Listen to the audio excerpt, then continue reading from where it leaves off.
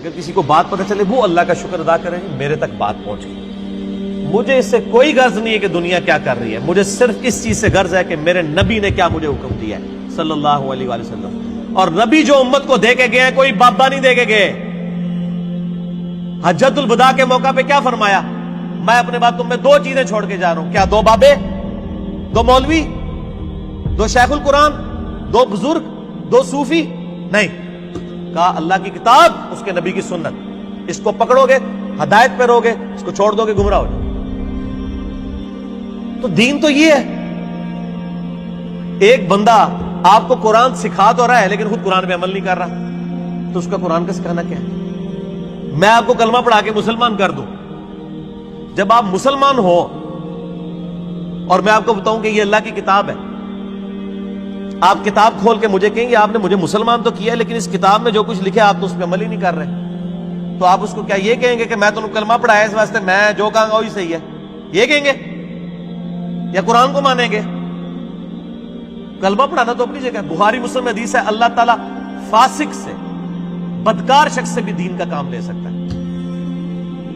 اگر کسی نے کسی کو کلمہ پڑھایا یہ اس کی بزرگی کی دلیل نہیں ہے۔ اگر کوئی کہتا ہے آج ڈاکٹر ذاکر نائک نے ہزاروں لوگوں کو کلمہ پڑھایا ہے، بریلوی دیوبندی اس کو بزرگ کیوں نہیں مان لیتے؟ پھر تسی بھی جھوٹ مارنے بند کر دو، 90 لاکھ نو کلمہ پڑھایا ہے، ادھر 90 لاکھ بادی کوئی نہیں سی۔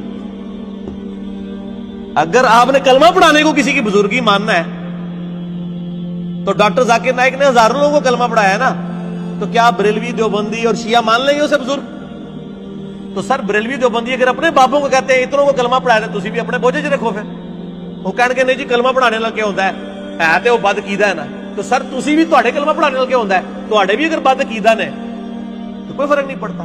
فرق کس سے پڑتا ہے؟ قرآن و سنت سے۔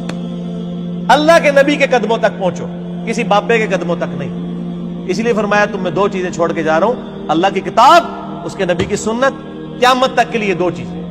جو اس پہ عمل کرے گا ہمارے سر کا تاج ہے، اور جو عمل نہیں کرتا گستاخ رسول ہے۔ اصل میں گستاخ وہ ہے۔